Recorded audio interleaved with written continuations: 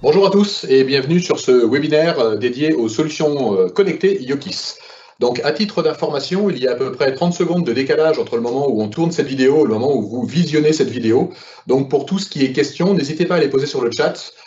Nicolas, qui est avec nous, jouera le rôle de modérateur et répondra en direct aux questions. Et puis, on récupérera à la fin de la session les différentes questions importantes qu'on partagera tous ensemble. Et de la même manière, à la fin de la session, on a une petite partie dédiée justement à la partie questions-réponses.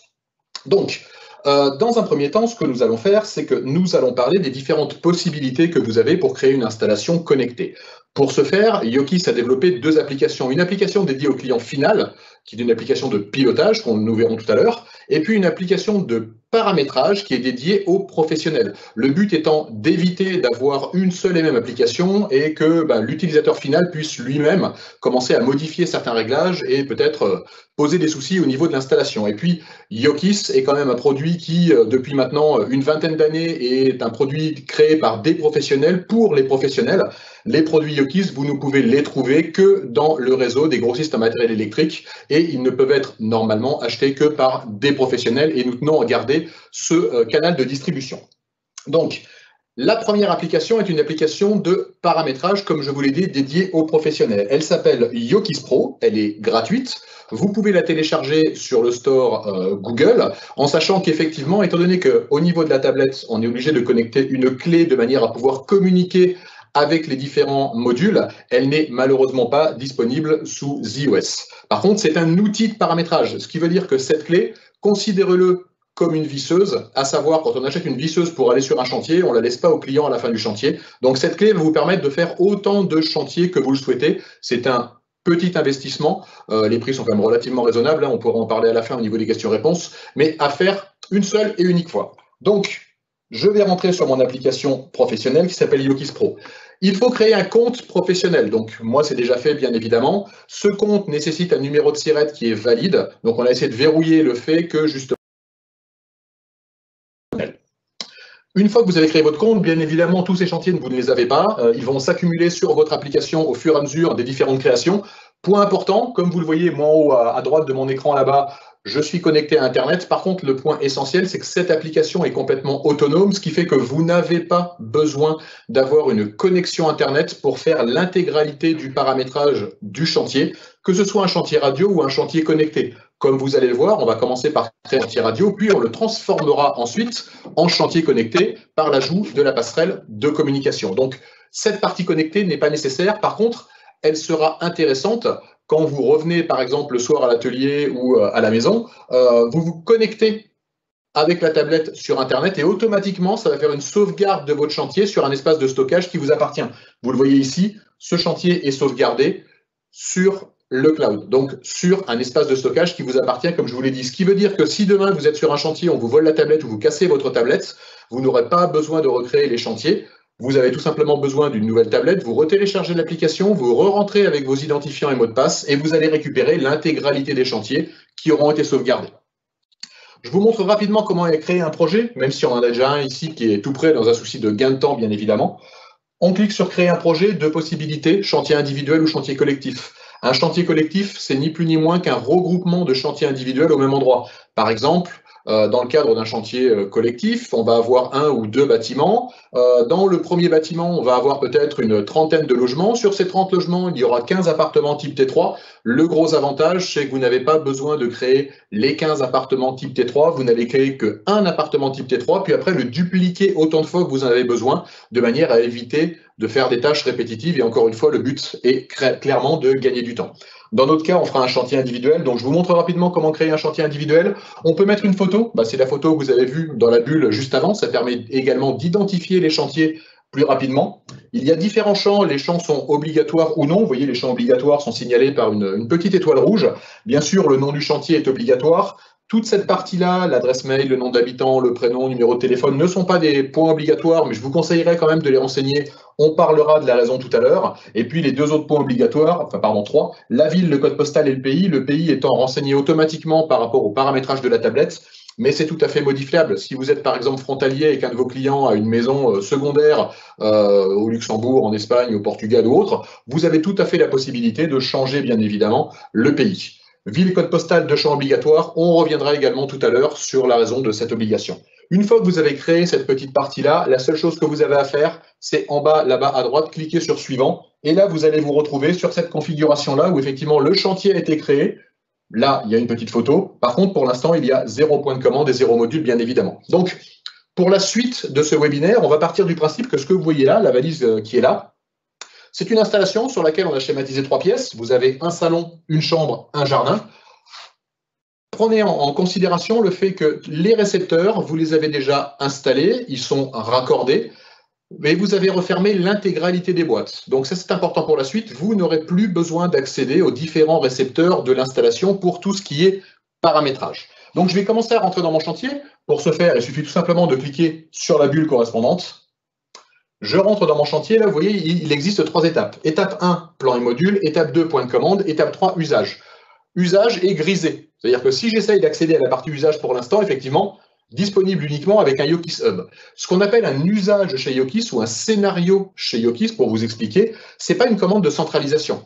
Si par exemple vous êtes sur un chantier de rénovation et si votre client vous dit « Voilà, moi j'aimerais changer mes volets manuels pour des volets roulants électriques, j'aimerais également avoir à l'entrée de la maison ou de l'appartement un système qui me permette de tout fermer en un seul geste quand je m'en vais de chez moi », vous allez donc mettre effectivement les modules au niveau de vos différents volets. Le point de commande peut rester filaire, puisque l'intégralité des récepteurs radio chez Yokis est également filaire, hein, il y a une mixité filaire radio. Par contre, à l'entrée de la maison ou de l'appartement, comme on ne peut pas tirer de fil pilote en rénovation, c'est quand même assez compliqué, vous allez mettre un émetteur, et cet émetteur va centraliser. Pour ça, chez Yokis, ça s'appelle une centralisation, ce n'est pas un scénario. Vous n'avez pas besoin du hub. Par contre, si vous voulez automatiser l'ouverture, la fermeture des volets roulants à certaines heures le soir ou à certaines heures le matin pour faire de l'ouverture, mais des horaires différents la semaine et le week-end, pour ça, vous aurez besoin du hub de manière justement à gérer cette partie journalière, récurrence et ainsi de suite. On en parlera tout à l'heure. Mais justement, pour éviter de faire des paramétrages qui ne seraient pas utilisés, pour l'instant, comme je n'ai pas de hub sur mon installation, je ne peux pas accéder à cette partie usage. Donc, on va commencer par la partie 1, la partie plan et module. Donc, encore une fois, pour gagner un petit peu de temps, le plan est déjà créé par rapport à ce qu'on a expliqué tout à l'heure sur la valise. Je vous montre rapidement comment on va créer une pièce. Hein. Donc, on va créer des pièces uniquement où il y a besoin de le faire par rapport au module. Le but étant justement de schématiser l'installation et de pouvoir ensuite placer les modules dans les différentes pièces qui auront été schématisées. Donc pour ça, je clique en bas là-bas sur Créer pièce extérieure, j'ouvre cette fenêtre. Par défaut, on a au début les pièces qui sont le plus couramment utilisées. Il y a une petite flèche là-bas sur le côté à droite qui permet de naviguer sur les différents types de pièces. Vous voyez qu'il y a quand même pas mal de choix possibles. Et puis au pire, si vous ne trouvez pas votre bonheur, vous avez à la fin une autre pièce qui s'appelle Autre. Et bien entendu, vous avez la possibilité de renommer l'intégralité de ces pièces. Là, par exemple, si je choisis une chambre, automatiquement, elle va s'appeler chambre 2. La raison est simple, c'est que j'ai déjà sur mon plan une pièce qui s'appelle chambre et je ne peux pas avoir plusieurs pièces qui ont le même nom. Donc, par défaut, automatiquement, il y a un compteur qui s'incrémente de manière à créer chambre, chambre 2, chambre 3 et puis chambre 4, ainsi de suite. Par contre, j'ai tout à fait la possibilité de changer le nom de ma pièce sans aucun problème. Donc là, je vais valider. Et puis là, extrêmement compliqué, je suis sur une tablette, je vais prendre mon doigt et je vais juste tout simplement dessiner une pièce. Je valide, j'ai créé ma chambre 2. Donc, vous voyez, c'est extrêmement simple. Il ne faut pas penser que ce sont des choses très compliquées. C'est juste effectivement de la schématisation. Pas besoin de respecter un certain format ou autre, hein. On n'est pas sur un plan d'architecte. Le but, c'est tout simplement de pouvoir ensuite positionner les différents modules sur les fameuses pièces qui auront été créées. Donc, je vais la supprimer de manière à retrouver le contexte de mon installation. Une fois que mes pièces sont créées, il va falloir que je récupère mes modules pour les placer justement dans ces différentes pièces. Donc, là-bas à droite, je descends d'un cran, je passe sur modules.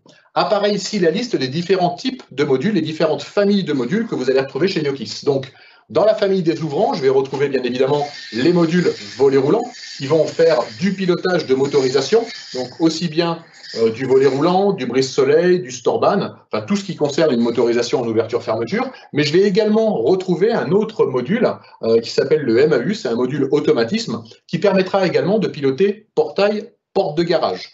La différence par rapport à un produit un petit peu plus traditionnel, c'est qu'on peut donner un ordre d'ouverture, fermeture du portail et sur l'application client final, on aura également la possibilité de voir l'état du portail. Est-ce qu'il est ouvert ou est-ce qu'il est fermé? Mais on verra juste après qu'on a également la possibilité de piloter portail porte de garage d'une manière aussi plus simple. Par contre, malheureusement, sans la possibilité d'avoir le retour d'état. Dans les télévariateurs, on va retrouver tous les produits qui font de la variation, bien évidemment, en encastré ou en modulaire. Et puis les télérupteurs, on a bien entendu la famille des télérupteurs, encastrés ou modulaires, mais vous allez voir qu'avec un télérupteur, chez Yokis, on peut faire beaucoup plus de choses que juste marche-arrêt. La partie chauffage, avec le MFP, donc c'est un module chauffage fil pilote, sur lequel on a la possibilité de gérer 4 ordres, 6 ordres, de mettre une temporisation sur le mode confort, par exemple, et automatiquement, au bout d'un certain temps, retomber sur le mode éco. Et puis, même s'il ne fait pas partie des récepteurs, vous voyez là-bas sur la table, on a également un thermostat radio qui permet de gérer justement en tout ou rien les différents types de chauffage. Et ça aura une incidence assez sympathique justement sur la partie utilisation client final, puisqu'il peut gérer tout ça à distance. Donc, maintenant, je vais passer à la récupération des modules de mon installation pour pouvoir les placer sur mon plan. Donc pour ça, je clique en bas là-bas sur « Rechercher des modules ». La première fenêtre qui s'affiche me demande est-ce que je dois faire un scan automatique ou est-ce que je dois faire un scan manuel. Donc pour ceux qui connaissent Yokis depuis un certain temps, ça fait maintenant presque 5 ans que les modules ont changé de couleur. Avant ils étaient gris, maintenant ils sont verts. Ça c'est juste pour vous signifier la différence de version logicielle qui est à l'intérieur. On est passé sur de la version 5, avant bien évidemment on était sur de la version 4, et la différence va être ici. Comme vous le voyez sur la mallette, mis à part le télérupteur modulaire qui est là, je n'ai pas accès à mes modules puisqu'ils sont derrière la valise. Donc je ne peux pas appuyer sur le bouton Connect. Donc la version 5 me permet d'avoir une autre méthode pour récupérer les modules sans avoir besoin d'y avoir accès. Par contre, si jamais vous avez fait une installation il y a à peu près 5 ans de ça et que le client vous demande la possibilité de piloter cette installation depuis son smartphone ou sa tablette, il n'y a absolument aucun problème. Les modules en version 4 sont tout à fait compatibles, mais il faudra passer par un scan manuel.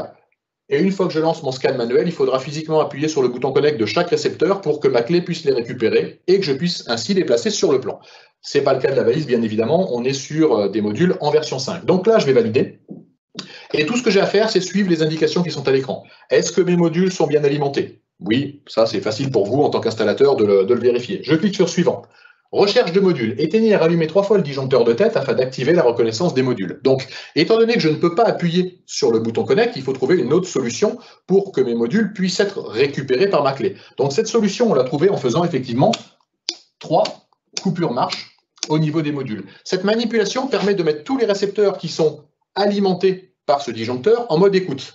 Donc ça, bien sûr, sur un cadre projet rénovation, on évite de le faire sur le général, parce qu'il y a peut-être certains appareils de la maison qui seraient branchés sur des prises qui n'apprécieraient pas cette manipulation. Par contre, vous pouvez très bien le faire sur le ou les disjoncteurs qui vont alimenter les différents modules de l'installation. Le mode écoute, une fois qu'il a été lancé, va durer 30 minutes maximum. Ce qui veut dire que vous avez largement le temps de le faire l'un après l'autre sur les différents disjoncteurs. Pas de stress à avoir de ce côté-là.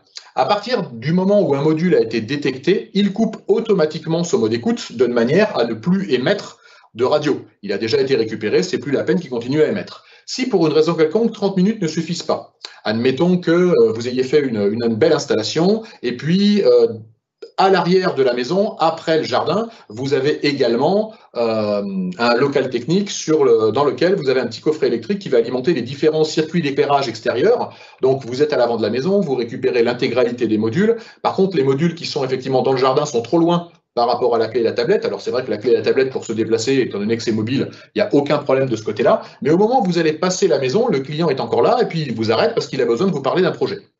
Et puis, cette discussion dure, et les 30 minutes sont écoulées. Pas de souci, vous refaites les 3 basculements au niveau du ou des disjoncteurs, vous relancez la recherche, il va peut-être récupérer des modules qu'il a déjà récupérés au premier passage, mais comme ils ont la même adresse qu'avant, il a beau les récupérer 2 fois, il ne vous dira pas il y a 2 modules. Donc, on ne peut pas détecter plus de modules que ce qu'on en a réellement sur l'installation. Donc là, je vais faire suivant, et je vais faire lancer la recherche. Donc là, ma clé est en train d'aller récupérer les différents modules qui sont en mode écoute sur mon installation. Donc, on est sur de la power, y compris au niveau des récepteurs qu'au niveau de ma clé. Donc, la portée de la power, vous la connaissez. On est sur du 250 mètres champ libre, ce qui n'existe clairement pas dans la vraie vie. Mais par contre, récupérer des modules qui seraient à l'étage ou récupérer des modules qui seraient à l'extérieur, traverser un mur porteur, traverser une dalle béton, c'est tout à fait possible. Par contre, si effectivement on a besoin de traverser un mur porteur et qu'on a un module à une centaine de mètres de distance, là, ça reste de la radio, ça risque de poser problème. Mais on verra tout à l'heure qu'il y a des possibilités à travers un bus radio de faire des choses tout à fait sympathiques. Donc effectivement, là, il me dit, j'ai détecté 9 modules. Est-ce que je relance la recherche si jamais il m'en manque, parce qu'ils sont peut-être trop éloignés de ma tablette, ou est-ce que je termine ma recherche? Dans notre cas, on a effectivement 9 modules. Donc je clique sur terminer la recherche. Et là, il vous dit, voilà, j'ai trouvé 9 modules. Pour l'instant, j'en ai placé 0 sur mon plan. Et voilà les différents types de modules que j'ai trouvés. Donc on se retrouve avec 3 ouvrants, 2 télévariateurs, 4 télérupteurs. À moi maintenant de les placer sur mon plan. Pour ça, je vais cliquer sur ouvrant, puis sur scanner. Le système me dit j'ai trouvé 3 fois la référence MVR500 ERP. Donc c'est effectivement la référence de notre module volet roulant. Par contre, il en a scanné 3 sur l'installation. Il ne sait pas où sont positionnés les modules dans les différentes pièces. Et ça, c'est à moi, en tant qu'installateur, d'aller placer le bon module au bon endroit. Pour ça, tout ce que j'ai à faire, c'est cliquer sur la petite flèche qui est là, de manière à jouer le module. Donc, je joue le premier, il clignote, et tout ce que j'ai à faire, c'est vérifier au niveau de mon installation lequel bouge. Là, vous voyez, j'ai le volet roulant de la chambre qui fait des mouvements. Alors, là, on est sur des petits moteurs asynchrones au niveau de la balise de démonstration, bien évidemment. Un vrai volet roulant va bouger d'une quarantaine de centimètres et sera bien évidemment beaucoup plus bruyant que ce type de moteur. Donc, je sais que le premier, il se situe dans la chambre. Donc, tout ce que j'ai à faire, c'est, je le prends avec le doigt et je vais tout simplement faire un glisser-déposer au niveau de la pièce. Automatiquement, il prend le nom de la pièce dans lequel il a été positionné, et il prend la fonction du module. Vous voyez, volet roulant, brise-soleil, Storban ou autre. Si par contre c'est un Storban, tout ce que j'ai à faire, c'est choisir la bonne fonction du module. Je n'ai pas besoin de l'écrire ici, automatiquement, il prend le nom de la fonction que j'ai définie. Dans mon cas, c'est un volet roulant, je valide. Il m'en reste encore 2 à positionner. De la même manière, je joue le premier, c'est mon volet roulant salon là-bas, qui se trouve à droite. Donc je vais le prendre, je vais le mettre là, et je pourrais très bien le laisser comme ça. Le second s'appellerait volet roulant salon 2. Par contre, pour vous montrer qu'on peut effectivement changer les noms, je vais l'appeler droite, je valide. Je joue le dernier. Pas beaucoup de suspense, c'est mon volet roulant ici, salon à gauche. Je prends, je le déplace, je le mets là. Et de la même manière, je vais l'appeler gauche. Et je valide. Voilà, j'ai placé mes 3 modules volets roulants. Je n'ai plus de modules de cette famille de produits en attente de placement. J'en ai placé 3 sur les 9 qui ont été scannés, donc j'ai toujours un état d'avancement du travail que j'ai à faire. Je reclique à droite là-bas sur module, et je vais faire la même chose maintenant avec mes télévariateurs. Donc, même motif, même punition. Je joue le premier, là, ce n'est pas des mouvements montée descente, bien évidemment, c'est de l'éclairage. Donc, c'est le télévariateur de mon salon, je le mets dans mon salon, et c'est bien un variateur. Et puis, je joue l'autre, c'est le variateur de ma chambre, donc je le prends, je le positionne dans la chambre, pardon, et je valide. Il me reste encore mes 4 télérupteurs à placer. De la même manière, je vais jouer le premier. C'est effectivement un petit tube fluo qui se met à clignoter, un petit tube LED, qui est alimenté par la prise que j'ai là. C'est une prise commandée. Donc, quand je vais positionner effectivement mon module, ça par contre c'est très important. Autant tout à l'heure sur la partie motorisation, vous voyez qu'on avait du Storban, on avait du brise-soleil, on avait du volet roulant, mais ça reste une motorisation. Et une motorisation, à part faire monter-descente, ouvrir-fermer, finalement j'ai pas beaucoup de choix. Avec le télérupteur, chez Yokis, on peut faire beaucoup plus de choses. Ça peut être de l'éclairage. Jusque-là, tout va bien. Ça peut être une prise commandée, c'est notre cas ici. Et vous verrez tout à l'heure que même si une prise commandée est de l'éclairage, on reste sur une fonction assez basique qui est allumer-éteindre. Pour la partie utilisateur client final, vous verrez que c'est important de séparer les deux. Donc là, très important également de choisir la bonne fonction. Je n'écris pas la fonction, je la choisis directement dans la liste qui est là. Ça pourrait être de la VMC ou de l'extracteur. Le télérupteur dispose d'une fonction minuterie, donc il est temporisable, et je peux également le transformer en minuterie. La différence entre un télérupteur temporisé et une minuterie, c'est qu'une minuterie, je ne peux pas l'éteindre, je suis obligé d'attendre la fin de la temporisation pour que mon circuit s'éteigne, alors qu'un télérupteur temporisé, dans le cadre d'un résidentiel, d'un couloir par exemple, j'allume le couloir, j'éteins le couloir, mais si je n'éteins pas mon couloir, automatiquement, j'ai une extinction automatique à la fin de la durée qui a été sélectionnée. Et puis, vous voyez que ça peut être également du portail. Je vous en parlais tout à l'heure. Tout simplement, le télérupteur chez Yokis, non seulement il a un contact sec, donc il est libre de potentiel, j'amène une phase, je ressors une phase, j'amène de la basse tension, je ressors de la basse tension, mais si je n'amène aucun potentiel, ben j'ai tout simplement un contact qui vient s'ouvrir ou se fermer. Et ce contact peut fonctionner de 3 manières différentes. Le mode télérupteur ou bistable, c'est ce qu'on utilise le plus fréquemment, hein. Un appui, mon relais colle, un deuxième appui, mon relais décolle. Le mode maintenu ou le mode relais, j'appuie sur le point de commande, mon relais se colle, j'arrête d'appuyer sur mon point de commande, mon relais se décolle. Donc en fait, il va suivre tout simplement l'état du point de commande. Ça peut être très utile pour simuler un bouton poussoir à distance. Ça peut être très utile pour faire une sonnette ou une gâche électrique, par exemple. Et puis, ce qui nous intéresse pour portail porte de garage, c'est le dernier mode de fonctionnement du télérupteur, à savoir, mon télérupteur dispose également d'une fonction impulsionnelle. Ce qui fait que quand j'appuie sur mon point de commande, quelle que soit la durée d'appui sur le point de commande, mon contact va se fermer une demi-seconde de manière à simuler un appui bouton poussoir. Et sur toutes les cartes électroniques de portail ou de porte de garage, il y a toujours une entrée bouton poussoir. Donc, ce qui veut dire qu'avec la télécommande Yokis, je peux très bien ouvrir, fermer mon portail, allumer mon jardin et puis ouvrir l'intégralité des volets roulants de mon installation. Ça m'évite d'avoir 2 télécommandes. Ça, on en reparlera tout à l'heure. Donc là, c'est bien une prise salon. Je valide. Je vais jouer le second. Donc là, effectivement, j'ai un petit éclairage ici qui se met à clignoter. Là, on est sur le télérupteur modulaire. D'ailleurs, vous voyez que la référence ici, c'est MTR 2000 MRP, contrairement aux autres où il est écrit MTR 2000 ERP pour encastrer. M, c'est pour le modulaire. Donc, je le prends. Je vais par exemple le mettre ici et je pourrais très bien imaginer que c'est tout simplement un éclairage traditionnel sur les appliques, par exemple.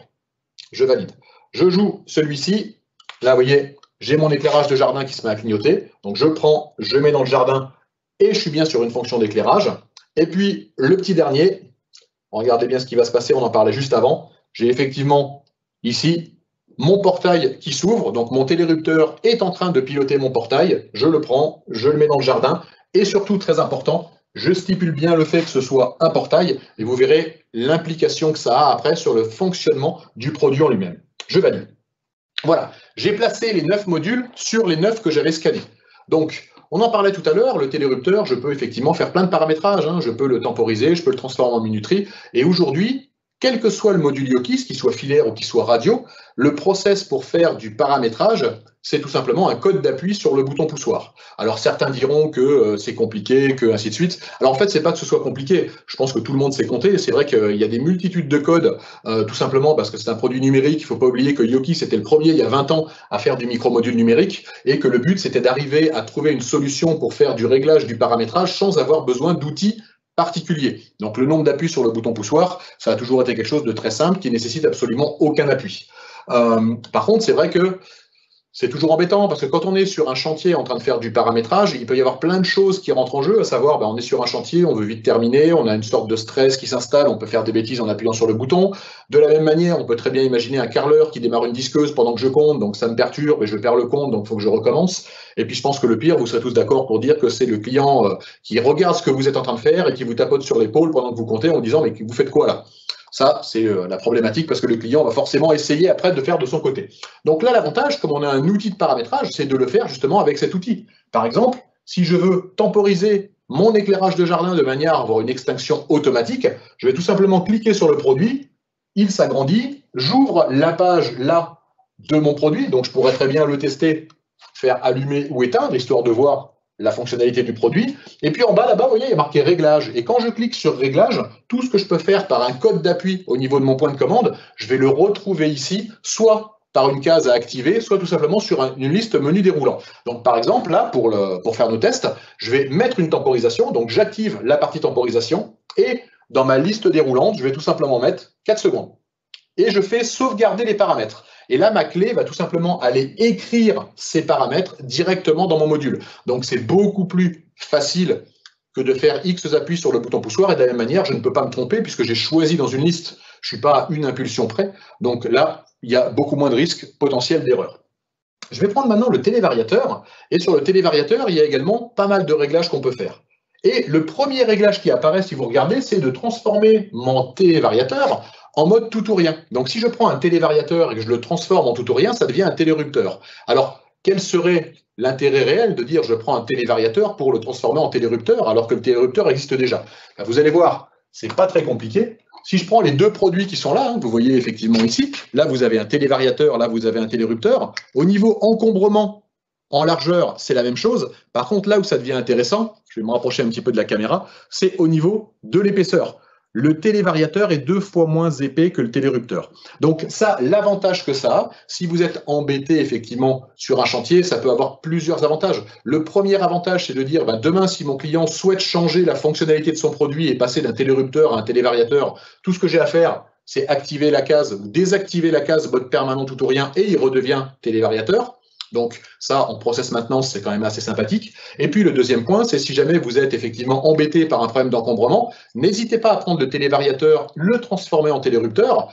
On va perdre effectivement les avantages de la puissance de 10 ampères ici, mais ce télévariateur, mine de rien, comme toute la série 500, même en filaire, on est sur un produit qui peut faire du 500 watts en halogène ou zut, je perds le fil, en inductif. Et puis, sur tout ce qui est capacitif ou électronique, comme de la LED par exemple, on va être sur 250 VA. Et mine de rien, 250 VA sur de la LED, ça fait entre 20 et 25 ampoules en GU10. Je vous mets au défi de trouver un variateur de cette taille-là sur le marché qui est capable d'en accepter ne serait-ce que la moitié. C'est déjà assez compliqué. Ce qui est problématique justement sur ce type de charge, c'est le courant d'appel. Et le produit Yokis sait très bien se protéger par rapport à ça. Alors, hop. On peut également régler le seuil bas, une valeur en deçà de laquelle on ne voudra pas que le variateur descende. Et ça, par contre, c'est vrai que c'est important potentiellement de le régler quand on est sur des sources LED, puisque en dessous d'une certaine valeur, elles ont tendance à décrocher au niveau du flux lumineux. Et puis, on peut rajouter une temporisation, comme on l'a vu tout à l'heure sur le télérupteur. Je peux également faire la même chose au niveau de mon télévariateur. Je prends maintenant mon module volet roulant. Je vais également afficher les différents types de réglages. Donc, le premier réglage, c'est une gestion automatique de tout ce qui est couple et autres. Donc ça, c'est assez sympa quand on est sur du volet traditionnel. Et puis si je veux aller un petit peu plus loin dans mon process de réglage, on a rajouté, ça fait quelques mois maintenant, un assistant de configuration du volet. Ça, c'est quelque chose d'assez pointu, justement, où on va vouloir vraiment définir les butées électroniques, butées hautes, butées basses, points intermédiaires. Et puis, ça apportera également une expérience client finale beaucoup plus précise, beaucoup plus pointue, quand il voudra aller gérer ses pourcentages d'ouverture avec son application. Ça, on le reverra tout à l'heure, justement, sur la partie client finale. Et puis, il y a un point qui est assez intéressant et qui est très apprécié des installateurs en règle générale, c'est la possibilité d'inverser électroniquement les fils de montée et les fils de descente. Quand on est sur une installation avec X volets roulants, on a souvent tendance à tous les câbler de la même manière, sans forcément se soucier du fait que les fils sortent à droite ou à gauche. C'est vrai que quand on inverse un axe moteur, quand on est sur un fil de montée d'un côté, si on inverse l'axe moteur, ce fil qui est un fil de montée devient un fil de descente. Et ça, malheureusement, on a tendance à s'en apercevoir une fois qu'on centralise, où on voit que un ou plusieurs des volets font l'inverse de ce qu'on a demandé. Donc, au lieu d'avoir besoin de décabler et recabler, tout ce qu'on a à faire dans ce cas-là, quand on s'est aperçu qu'il a été câblé à l'envers pour les raisons que j'ai indiquées juste avant, on a juste besoin de dire, voilà, j'inverse mes fils montée-descente et électroniquement, le produit va juste inverser les deux relais à l'intérieur sans qu'il y ait besoin justement de décabler pour recabler. Donc voilà au niveau des différents réglages et la façon de faire avec cette application de paramétrage. Il nous reste encore un point important à faire sur cette première partie, l'étape 1, c'est les connexions. Donc, ces connexions, c'est tout simplement ce qu'on appelle le bus radio. Donc, vous savez tous ce que c'est qu'un bus radio. Le but, c'est effectivement de se transmettre des informations entre les différents récepteurs en radio. Donc, pas besoin d'avoir un fil pilote, pas besoin d'avoir un câble spécifique, justement, pour aller communiquer entre les différents actionneurs ou les différents récepteurs. Le cas numéro 1 d'usage d'un système avec un bus radio, c'est ce que je vous disais tout à l'heure, dans le cadre d'une rénovation, le client souhaite vouloir avoir à l'entrée de son appartement un bouton qui permettra de tout fermer ou tout ouvrir depuis un seul point. On ne peut pas tirer de fil pilote, donc on va juste relier en radio les modules entre eux de manière à ce qu'ils communiquent, ce qui fait que quand quelqu'un appuiera sur ce point de commande qui est un point de commande radio, l'information va circuler à travers l'intégralité des récepteurs et tous les récepteurs concernés vont prendre l'information pour l'exécuter. Ça a un autre avantage. Je peux très bien dire à un volet roulant de se fermer en passant par 2 télévariateurs et 3 télérupteurs. La fonction du module n'a pas d'incidence sur la fonction de l'ordre qui est envoyé. Alors ça veut dire quoi? Ça veut dire également que si jamais j'ai besoin d'accéder à des modules qui sont loin, tout ce que j'ai à faire, c'est de rajouter quelque part un récepteur, qu'il soit utilisé ou non en tant que récepteur pour piloter un éclairage par exemple, ou pas. Ce récepteur, automatiquement, deviendra répéteur. Chez Yokis, tous les récepteurs sont des répéteurs. Il n'y a pas de paramétrage spécifique à faire. Donc, le bus radio, je peux déjà le créer aujourd'hui sans l'application, bien évidemment. Je prends un premier module, il est alimenté, j'appuie sur le bouton Connect et j'ai 30 secondes pour aller appuyer sur le bouton Connect du second de manière à ce qu'ils apprennent à parler entre eux. Alors 30 secondes, ça peut paraître long, mais quand on est sur un chantier où il faut monter sur un escabeau pour aller appuyer sur le bouton Connect dans 2 pièces différentes, ça peut commencer à devenir déjà relativement sportif. Donc, le produit va nous aider justement à gagner du temps et à éviter de cette partie-là. Alors, Ce qu'il faut savoir, c'est que chez Yokis, le bus radio, j'ai pas de limite en linéaire. Je pourrais très bien imaginer avoir 500 modules qui sont reliés en radio en linéaire, c'est tout à fait possible. J'ai pas de limite en linéaire. Par contre, je peux également faire de l'étoile. Là, j'ai une limite en étoile. Pourquoi? Parce que chaque communication radio est bidirectionnelle. Ce module, si par exemple il doit parler avec les 3 qui sont là, non seulement il va mémoriser l'adresse de celui-là, mais celui-là va mémoriser aussi l'adresse de celui-là. Ce qui fait que, au niveau place mémoire, dans mon module, je suis limité à 7 adresses avec qui il sait qu'il peut communiquer.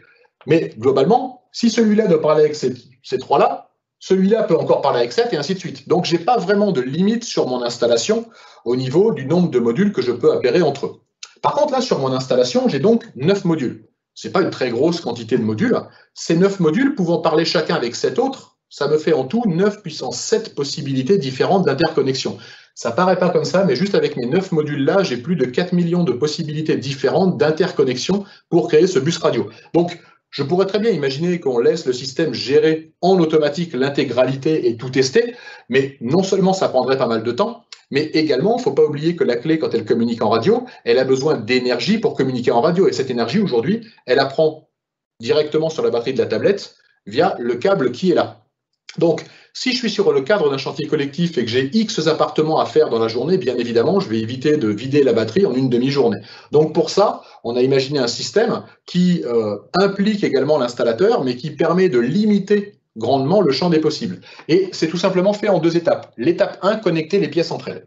Donc, connecter les pièces entre elles, ça permet tout simplement de définir quels sont les modules qui, d'après l'installateur, donc la personne qui les a installés, sont le plus à même de communiquer entre eux dans les différentes pièces. Par exemple, dans le cadre de l'installation qui est là, je peux très bien imaginer avoir mis les télévariateurs directement au niveau de mon faux plafond ou dans les combles. Donc, je prends ces 2 produits-là, je clique sur le premier, puis je clique sur le second.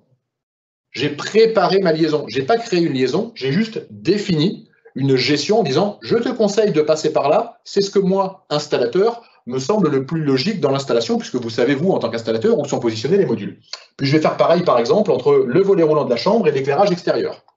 On pourrait très bien imaginer qu'il est nécessaire de faire la même chose entre le salon et le jardin, ce n'est pas le cas, puisque de toute façon, je vais passer par la chambre pour aller attaquer le jardin.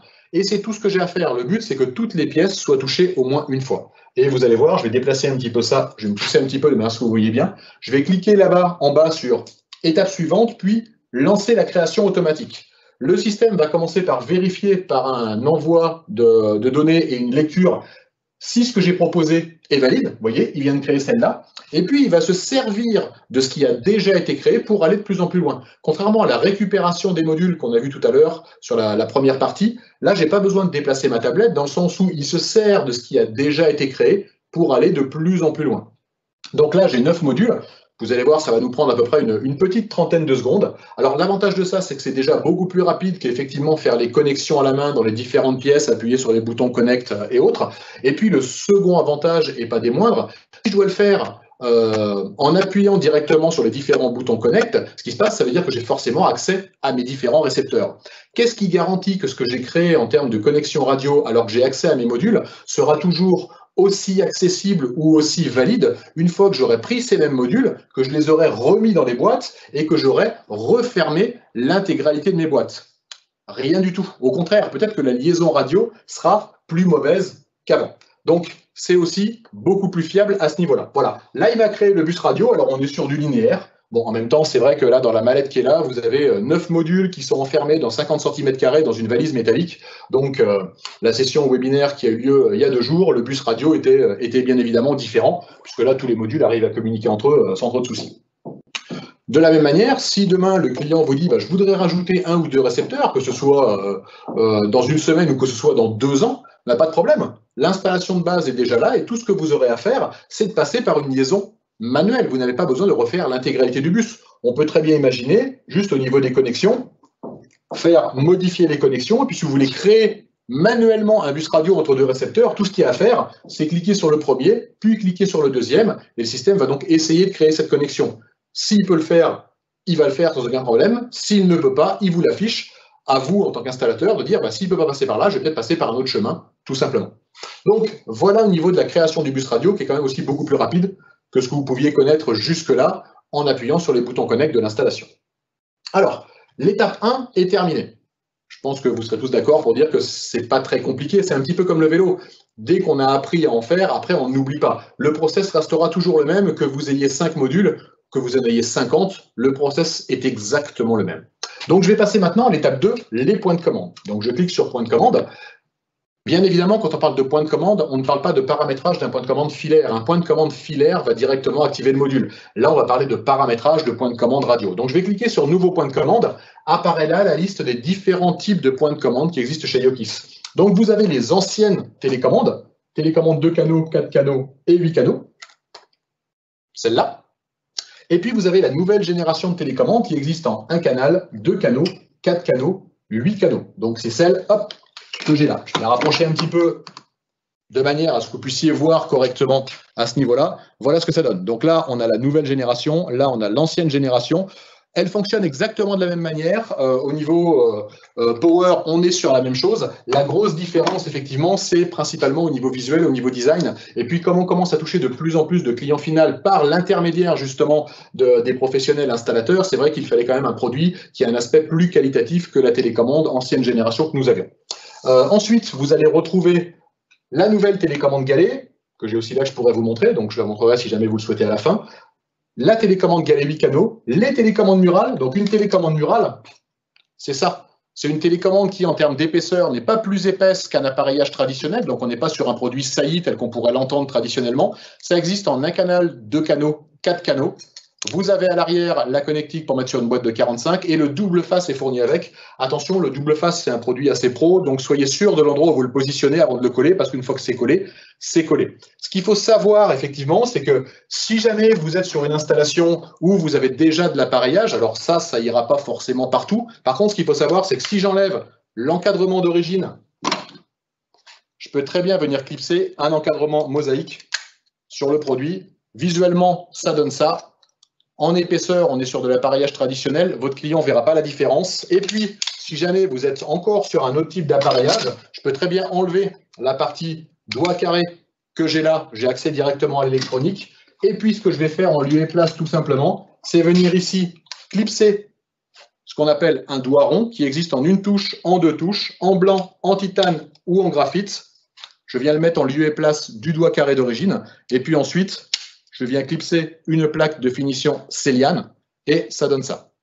Donc en termes d'épaisseur, toujours pareil. Et puis là, le client final, lui, quelle que soit la marque du produit, ce qu'il souhaite, c'est effectivement avoir une certaine uniformité au niveau de l'appareillage de son installation. Donc c'est tout à fait possible. Si je continue à descendre un petit peu, je vais retrouver effectivement les émetteurs encastrés qui existent en 2 et en 4 canaux. Donc on va retrouver effectivement un produit qu'on va mettre derrière de l'appareillage traditionnel. Donc, juste pour rappel, chez Yokis, tous les canaux de tous les émetteurs sont 100% indépendants. Ce qui fait que je pourrais très bien ici, sur un produit comme ça, avoir 2 points de commande différents et un canal pourrait très bien être une centralisation d'éclairage alors que le second pourrait très bien être une ouverture de volet roulant. Il n'y a pas de problème, on le verra tout à l'heure sur la partie paramétrage. Et puis, vous allez retrouver également l'intégralité des moniteurs vidéo de la gamme Hurmet sur la partie interphonie où on va retrouver le Mini Note Plus, c'est pas ça que je voulais faire. Où on va retrouver, pardon, hop, tac, le Mini Note Plus et le Note 2 qui sont les produits pour tout ce qui est kit Villa. Et puis vous allez également retrouver les moniteurs de la gamme collectif avec le Miro, le Modo et si je descends un petit peu, on va retrouver le moniteur Homebook System. Donc sur les 2 moniteurs justement Mini Note Plus et Note 2 qui sont à usage résidentiel puisqu'on est sur des moniteurs kit Villa, à l'intérieur, vous avez l'équivalent d'une télécommande Yokis 8 canaux. La différence entre le fonctionnement qu'il y a au niveau des moniteurs et des émetteurs traditionnels, c'est qu'ils sont alimentés directement par le moniteur et non pas par une pile. Pour rappel, la pile chez Yokis est garantie 5 ans avec une durée de vie minimum de 7 à 8 ans.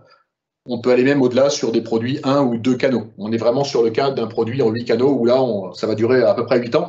Sur une télécommande traditionnelle, c'est plutôt assez agréable. Donc, je vais vous montrer comment on programme une télécommande 4 canaux. Donc, je vais prendre la bonne référence produit, télécommande 4 canaux. Je vous montre quand même que là, en appuyant sur les touches, il ne se passe strictement rien sur ma valise. Donc, je fais OK.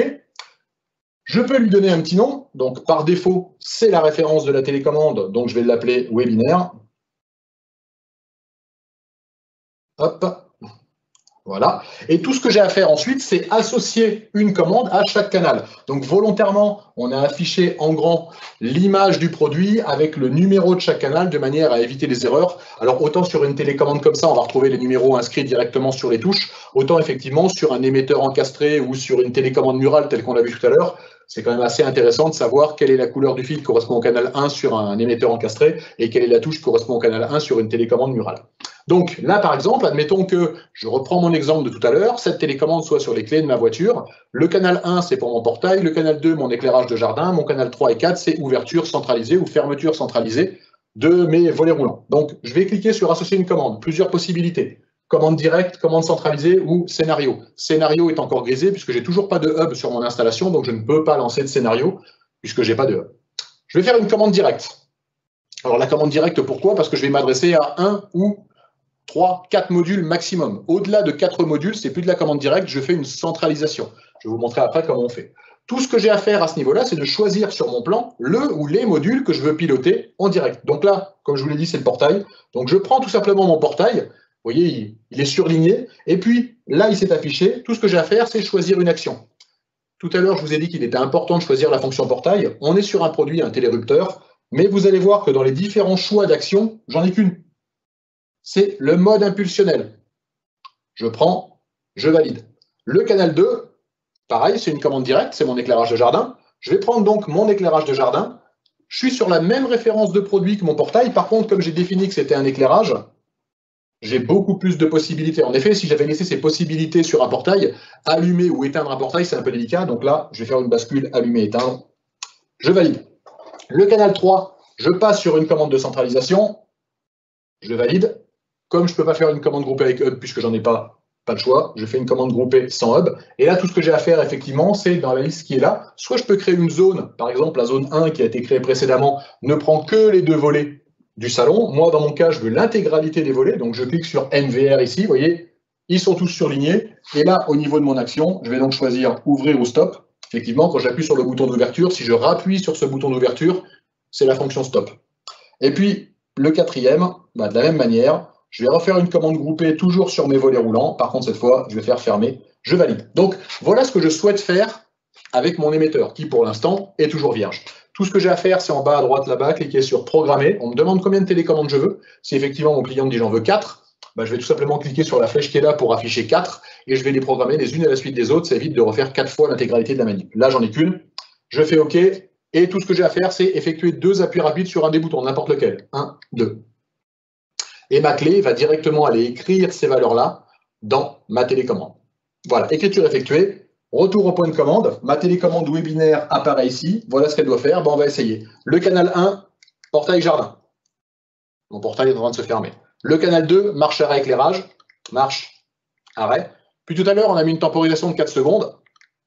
1, 2, 3 et 4. Donc j'ai bien la tempo de 4 secondes qui a été prise en compte tout à l'heure. Le bouton 3, l'ouverture centralisée de l'intégralité de mes volets roulants. Et le bouton 4, à l'inverse, la fermeture centralisée de l'intégralité de mes volets roulants. Donc voilà comment est-ce qu'on programme une télécommande avec l'outil de paramétrage que vous avez là. Maintenant, on pourrait très bien imaginer que si je suis sur une installation radio conventionnelle, j'ai tous mes émetteurs, j'ai tous mes récepteurs, mon travail est terminé. Non, il y a encore quelque chose que vous pouvez faire, c'est l'export PDF. Quand je clique sur export PDF, automatiquement, le système va générer un fichier au format PDF, comme son nom l'indique, que vous pourrez remettre à votre client final. Donc, je vais réduire un petit peu, voilà.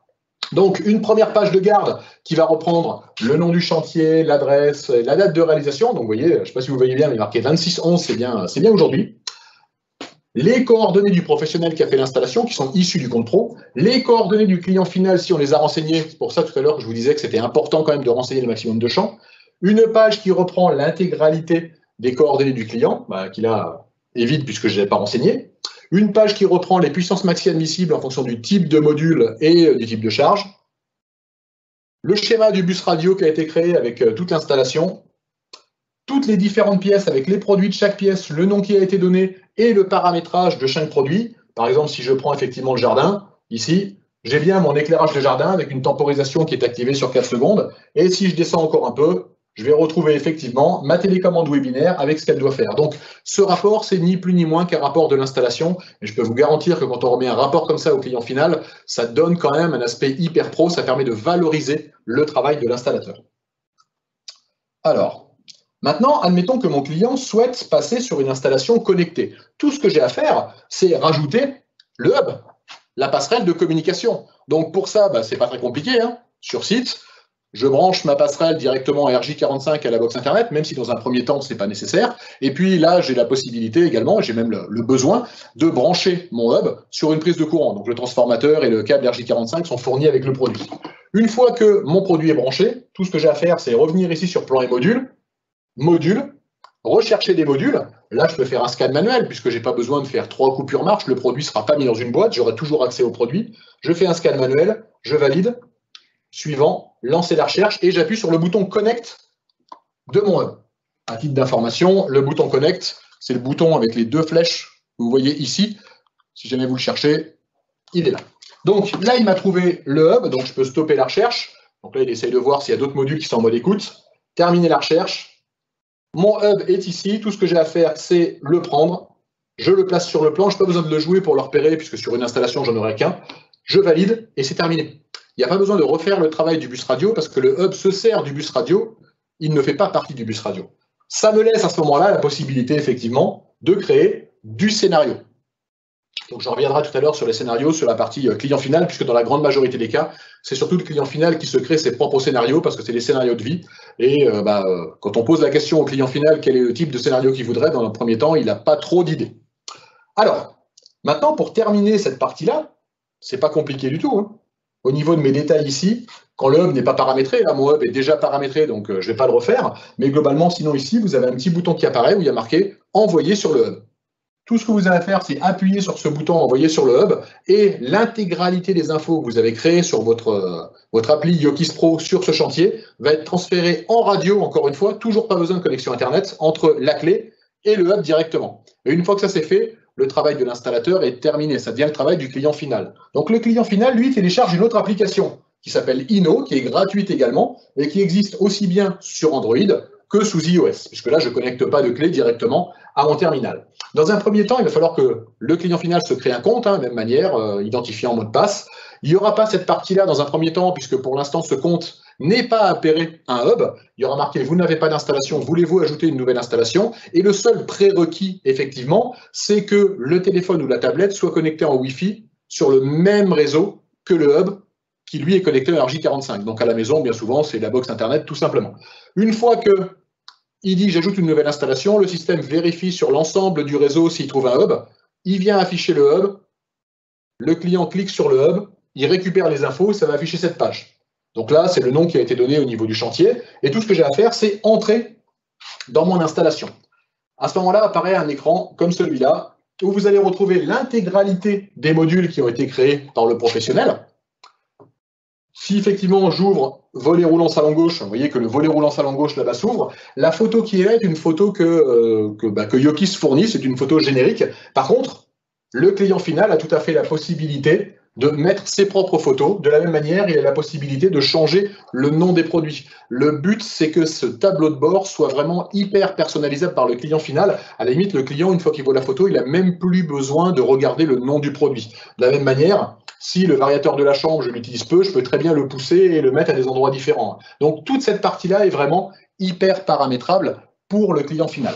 Je reprends le cas, par exemple, de mon volet roulant, là où les 2 boutons qui sont là, c'est ouverture, fermeture complète. Maintenant, si je veux aller plus loin dans le détail, je clique sur le petit widget, ça apparaît en grand sur l'image, et là, je peux effectivement aller choisir le pourcentage d'ouverture dont je vous parlais tout à l'heure.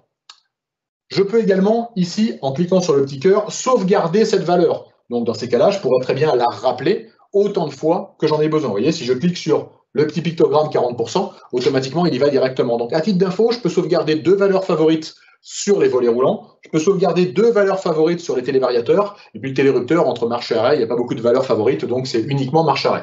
Je reprends, par exemple, le cas du variateur du salon.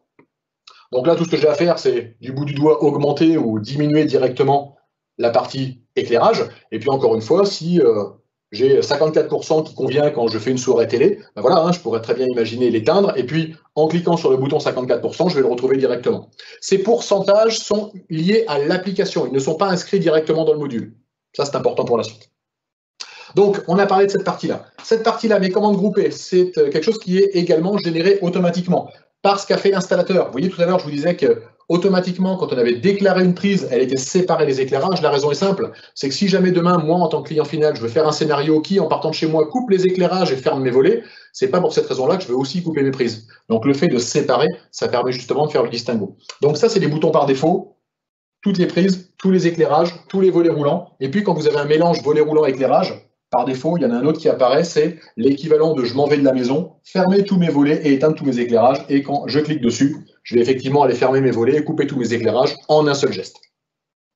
Ensuite, on parlait tout à l'heure du fameux thermostat radio. Voilà, donc il est là. Là, actuellement, je suis en mode automatique avec une température de consigne à 18 degrés. Et ben là, dans la pièce, il fait 25 degrés. En cliquant dessus, donc, je vois effectivement où il en est, je vois ma programmation, j'ai la possibilité de paramétrer 3 seuils au niveau de mes programmes, donc en fonction de l'heure de la journée, en fonction du jour de la semaine bien évidemment, et puis je peux également savoir quelle est la courbe de température que j'ai eue depuis X temps. Donc voilà, ça permet de faire pas mal de choses de ce côté-là. Tout ça, bien sûr, c'est disponible en local ou à distance. Je reviens ici pour vous montrer quelque chose d'assez sympathique. Je vais appuyer sur le bouton pour allumer mon éclairage. Et vous voyez que là-bas, mon pictogramme est passé à on. J'ai ma tempo de 4 secondes, il vient de repasser à off. Tout ça pourquoi? Tout ça pour vous montrer qu'effectivement, j'ai toujours un retour d'état. Que je sois en local ou à distance, je connais l'état de chacun de mes modules. Donc, admettons par exemple que ce matin, j'ai pris un truc dans mon garage, j'étais pressé, je ne sais pas si j'ai éteint en partant. Bon, alors, bien sûr, je pourrais activer l'extinction automatique, mais j'arrive au bureau, je regarde, je vois que c'est encore allumé, je peux éteindre. Donc ça, c'est pareil, ça fait partie des choses assez intéressantes. Et puis, vous avez sur cette partie-là l'intégralité des scénarios qui sont soit créés par le professionnel, soit créés par le client final. Dans tous les cas, le client final peut modifier un scénario qui a été créé également par le professionnel. Donc voilà, là, on a créé un scénario home cinéma, on a créé un scénario je pars, je me lève. Donc là, si je clique sur je me lève, non, c'est pas celui-là, pardon, je fais des bêtises. Hop, celui-là non plus. Bon, j'ai dû les créer à un moment où il ne fallait pas. Hop, allez, je vais passer sur celui-là. Mais globalement, un scénario, soit vous le lancez en manuel, soit il est automatisé. Par exemple, on pourrait très bien imaginer le scénario Je me lève qui est valable uniquement du lundi au vendredi à telle heure de la semaine, et puis le dimanche, on reste sur du manuel, ou alors je peux avoir un horaire bien évidemment différent. Et puis, point dont on va reparler tout à l'heure à la fin, il y a aujourd'hui 2 nouvelles gammes de produits qui sont arrivées chez Hurmet, c'est l'intrusion avec l'alarme Zeno, et puis des nouvelles caméras de vidéosurveillance Wi-Fi. Donc, on peut également les récupérer sur Inno pour aller soit activer, désactiver l'alarme, récupérer toutes les notifications. Donc là, par exemple, si je veux activer la zone A de la centrale qui est là-bas, tout ce que j'ai à faire, c'est taper mon code tel que je le ferais directement sur le clavier de la centrale. Et là, vous entendez, mon alarme est en train de s'armer. Donc, tout ça, je peux le faire directement depuis mon application Inno. Donc là, j'attends que ce soit terminé. Voilà. Et puis, vous voyez qu'on reçoit également l'intégralité des notifications, que ce soit depuis l'appli d'origine de l'alarme, puisqu'elle est quand même autonome, mais aussi directement sur la partie Inno. Donc, je vais désactiver mon alarme de la même manière. Hop. Mais je peux aussi visionner l'intégralité des caméras. Vous voyez, donc là, j'ai une caméra qui est juste là. Pour vous montrer un petit peu la qualité, je vais modifier la résolution. Là, j'étais en mini. Pour la passer en haute, hop, voilà ce que ça donne. Et si je reviens en plein écran, ça donne ça. Donc voilà, on a quand même une qualité vidéo qui est loin d'être mauvaise pour ce type de caméra. Hop, allez, je vais ressortir. Clac, voilà. Maintenant, alors un point quand même assez essentiel également, c'est la première personne qui se connecte au hub devient ce qu'on appelle le maître des lieux. Donc le maître des lieux, c'est une sorte de super administrateur. Et dès que moi, en tant que particulier, je me suis connecté au hub, automatiquement, ça a coupé l'accès de l'installateur. Si je clique sur le petit bonhomme qui est là-haut, je vais retrouver la page de paramétrage où je peux changer d'installation si j'ai une résidence secondaire, où je pourrais changer la photo et le nom de mon site, bien évidemment. Et puis, il y a un petit trousseau de clés qui dit « Vous êtes le maître des lieux ». Quand je clique sur le trousseau de clés, il y a mon installateur qui est là. Par contre, il y a un petit panneau sens interdit.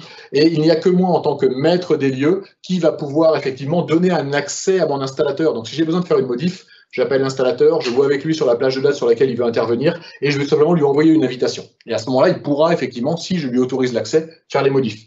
Mais c'est également moi, en tant que maître des lieux, qui va définir les accès d'autres personnes. Par exemple, je pourrais très bien créer un administrateur ou un utilisateur simple. Ma femme est à la maison, je vais la mettre en tant qu'administrateur de manière à ce qu'elle puisse soit créer un utilisateur simple, elle ne peut pas créer d'administrateur, soit modifier une photo, modifier un scénario ou même créer son propre scénario. Par contre, le petit à la maison, je vais lui laisser quand même un accès utilisateur simple.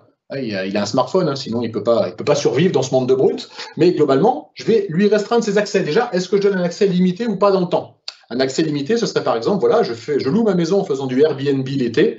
Je fais le violon au futur locataire en disant, en plus, vous allez voir, c'est une maison connectée avec votre téléphone, vous allez pouvoir depuis le canapé faire plein de choses. Je vais limiter l'accès dans le temps à la plage de date de location. Ça évite justement qu'il puisse soit avant, soit après continuer à piloter l'installation en local ou à distance. Par contre, c'est vrai que le petit à la maison, je vais le mettre en illimité, mais je peux personnaliser les clés que je donne. Est-ce que je donne accès à toute l'installation ou pas? Moi, par exemple, à la maison, il a accès à sa chambre, au salon et au jardin. Il ne voit que ça sur son appli. C'est pas barré avec une croix rouge, hein, c'est pas restrictif. C'est juste qu'il ne peut piloter que ce que je lui autorise à piloter. Et je pourrais également autoriser ou non l'accès à distance. Autant pour les parents, c'est sympa de savoir ce qui se passe à la maison, autant effectivement, moi je voulais éviter que dans la cour de récré, il puisse montrer à ses potes qu'il peut ouvrir le volet roulant et allumer l'éclairage, et puis bien évidemment, pas faire l'inverse. Donc, il ne pourra y accéder que quand il est dans l'environnement Wi-Fi de la maison, donc à portée relativement limitée. Le fait de pouvoir voir ce qui se passe à la maison, ça a aussi d'autres avantages. Ça permet également de faire du maintien à domicile et de faire de la surveillance, mais qui n'est pas intrusive. Par exemple, imaginez mettre ça chez les parents ou chez les grands-parents. Bien évidemment, ils ne vont pas s'amuser avec un smartphone dans la plupart des cas pour aller ouvrir ou fermer les volets. Par contre, vous, à distance, vous allez pouvoir savoir si effectivement, à 9 h du matin, il y a un volet d'ouvert. Et peut-être que si à 9 h du matin, il n'y a aucun volet d'ouvert et aucun éclairage, un petit coup de fil pour savoir si tout va bien. Donc ça permet également de faire pas mal de petites choses de ce côté-là. Alors tout ça, bien évidemment, ça reste compatible avec la majorité des assistants vocaux, donc Google Home, Amazon Alexa, et tout ce qu'on peut faire effectivement avec le produit et la partie Inno, on peut le faire également à la voix. OK Google, mets le variateur salon à 25%. Bon, il était déjà à 26, vous n'avez pas vu la différence, mais si je fais OK Google, mets le variateur salon à 75%. Voilà. Et même un lanceur de scénario. OK Google, active, je pars. OK, j'active, je pars. Et là, vous voyez, les éclairages se sont éteints et les volets roulants se ferment. Donc tout ça, bien évidemment, c'est compatible avec les assistants vocaux que j'ai nommés précisément. Alors, pour cette partie-là, juste pour faire un petit rappel avant de passer à la partie questions-réponses. Donc, pour cette partie-là, on a commencé par effectivement la solution de paramétrage pour le professionnel, hein, qui est une solution, encore une fois, pour le pro, j'en parle, hein, c'est Yokis Pro, donc ça permet de faire des installations radio, des installations connectées. Comme je vous l'ai dit, une installation connectée, c'est ni plus ni moins qu'une installation radio sur laquelle je viens ajouter le Yokis Hub. C'est hyper simple d'utilisation, je pense que vous avez pu voir. On fait la sauvegarde des chantiers, on génère automatiquement le rapport de l'installation. Ça, le but, c'est de valoriser le job de l'installateur. Et puis, c'est l'évolutivité de l'installation. Demain, le client vous dit, voilà, je voudrais maintenant, j'ai fait l'intérieur de la maison, faire le jardin. Il n'y a aucun problème. La base de travail est déjà là. Ensuite, Inno, la solution de pilotage pour l'utilisateur. Alors, on n'est pas passé à travers l'intégralité des possibilités, mais bien évidemment, même si l'utilisateur ne peut pas rajouter un récepteur ou ne peut pas toucher à la configuration du bus radio, il peut tout à fait changer une temporisation, il peut changer la programmation d'un émetteur, il peut même se créer lui-même son propre émetteur. Accident de la vie, il est alité pendant 15 jours, il peut très bien créer à la tête du lit un bouton pour fermer tous ses volets roulants, il n'y a aucun problème. Entièrement personnalisable, bien sûr pilotable en local et à distance. Des scénarios de vie assez évolués. On a même la possibilité de gérer par rapport aux éphémérides. Hein. Tout à l'heure, quand j'ai créé le chantier, je vous ai dit que c'était important de mettre la ville et le code postal. C'est à ça que ça sert. Un chantier qui serait fait à Brest et un chantier qui serait fait à Strasbourg, l'heure de lever de soleil ou de coucher n'est pas du tout la même. Donc ça permet de gérer par rapport à la localisation précise de l'installation. La gestion des comptes et des accès. L'intégration de l'intrusion Zeno et l'intégration de la CCTV Hurmet, comme on l'a vu juste avant. Alors, l'alarme connectée évolutive, c'est la Zeno, donc elle est complète et évolutive. Hein. Il y a un kit de base qui peut bien sûr être agrémenté de différents périphériques. Chose très importante, c'est une alarme connectée. Elle est fournie directement avec une carte SIM prépayée 12 mois. Elle peut également être connectée en IP. Le gros avantage de ça, c'est que si jamais pour une raison quelconque il n'y a plus d'électricité, la partie SIM continue à fonctionner, va vous envoyer une notification comme quoi il y a une coupure secteur et de la même manière, elle continuera à vous envoyer les notifications si jamais il y a intrusion. Donc on est sur une vraie alarme connectée, elle est entièrement intégrée dans l'application Inno. Juste à titre d'information, je pense que vous allez recevoir également une invitation ou une information sur le fait qu'il y a 2 webinaires prévus dans une quinzaine de jours, donc le 8 et le 10 décembre, sur cette partie justement intrusion. Et puis, l'autre point, c'est effectivement la vidéosurveillance Wi-Fi IP, intérieur ou extérieur, donc là vous avez les 2 produits, avec de l'audio bidirectionnel, donc on peut écouter et parler sur les 2 caméras, et entièrement également intégré à l'application Inno.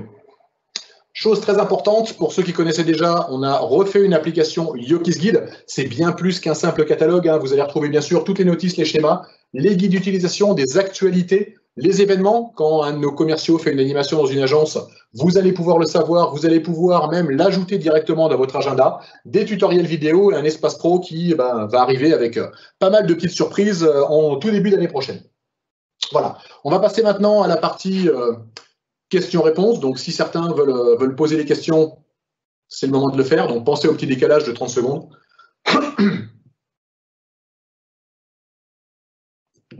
Est-ce qu'il y a eu des questions de ce côté-là? Non? Toujours pas. Très bien. Bah écoutez, je vous remercie tous d'avoir assisté à ce petit webinaire. Si vous avez des questions ou autres, n'hésitez pas effectivement à vous rapprocher des différents distributeurs ou à vous rapprocher des commerciaux que vous connaissez peut-être déjà. Dans tous les cas, vous allez pouvoir retrouver leur nom et leurs coordonnées à la fin des différents catalogues ou sur le site internet. Merci à vous, passez une bonne journée. Au revoir.